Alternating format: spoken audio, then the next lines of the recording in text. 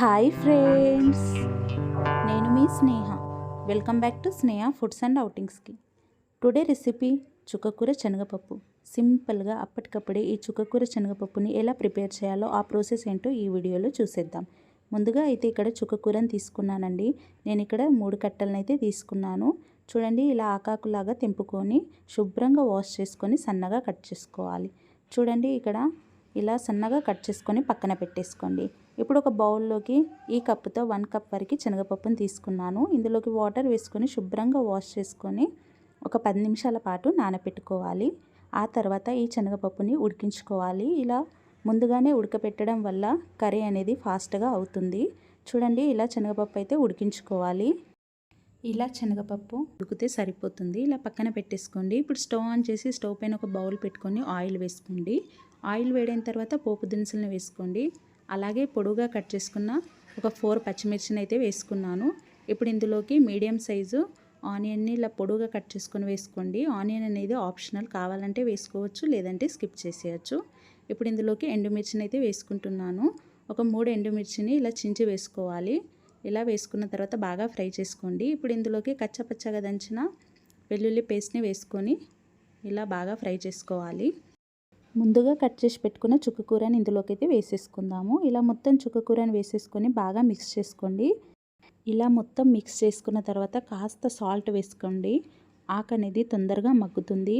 చుక్కకూర హెల్త్ పరంగా చాలా మంచిదండి. తప్పక ట్రై చేయండి. టేస్ట్ కూడా చాలా బాగుంటుంది. వేడివేడి రైస్లోకి సైడ్ డిష్గా ఈ చుక్కకూర శనగపప్పు అయితే చాలా బాగుంటుందండి. చూడండి, ఇలా సాల్ట్ వేసుకొని మొత్తం కలిపేసుకున్న తర్వాత మూత పెట్టేసుకొని ఉడికించుకోవాలి ఒక 5 నిమిషాల పాటు. ఇలా చుక్కకూరలో నుండి వాటర్ అన్నీ సెపరేట్ అవుతాయి. ఇలా అయిన తర్వాత మరొకసారి బాగా కలుపుకొని ఇందులోకి 1/2 టీ స్పూన్ వరకు పసుపును వేసుకొని మిక్స్ చేసుకోండి. చుక్కకూరలో పులుపు అనేది ఎక్కువగా ఉంటుంది, చూసి చేసుకోండి.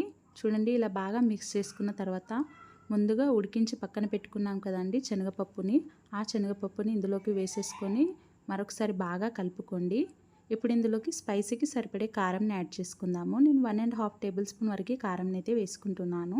కారం కాస్త ఎక్కువగానే పడుతుంది, ఎందుకంటే చుక్కకూర అనేది పులుపు ఎక్కువగా ఉంటుంది కదా. అలాగే రుచికి సరిపోయే సాల్ట్ని వేసుకోండి. ఆల్రెడీ మనం ముందుగానే సాల్ట్ వేసుకున్నాం కాబట్టి చూసి వేసుకోండి. ఇలా మొత్తం కలిపేసుకున్న తర్వాత మూత పెట్టేసుకొని మరొక 5 నిమిషాల పాటు ఉడికించుకోవాలి. ఇలా ఒక 2 టైమ్స్ మధ్య మధ్యలో కలుపుతూ ఉడికించుకోవాలి. చూడండి, ఇక్కడ చుక్కకూర శనగపప్పు అయితే చాలా బాగా ఉడికిపోయింది. ఇలా ఒకసారి బాగా మిక్స్ చేసుకొని స్టవ్ ఆఫ్ చేసేసి ఏదైనా బౌల్లోకి సర్వ్ చేసుకుంటే వేడివేడి చుక్కకూర శనగపప్పు అయితే రెడీ. ఈ వీడియో మీకు నచ్చింది అని అనుకుంటున్నాను. మీకు కనుక నచ్చినట్టయితే please do like, share and subscribe Sneha foods and అవుటింగ్స్కి. అలాగే పక్కనున్న బెల్ ఐకాన్ని ప్రెస్ చేయండి. అలా చేస్తేనే నేను పెట్టిన ప్రతి ఒక్క నోటిఫికేషన్ మీ వరకు వస్తుంది. మరిన్ని మీకు ఇలాంటి వీడియోస్ కావాలనుకుంటే డిస్క్రిప్షన్ బాక్స్లో లింక్ అయితే పెట్టానండి. చూడని వాళ్ళు ఉంటే చూసేయండి. Thank you.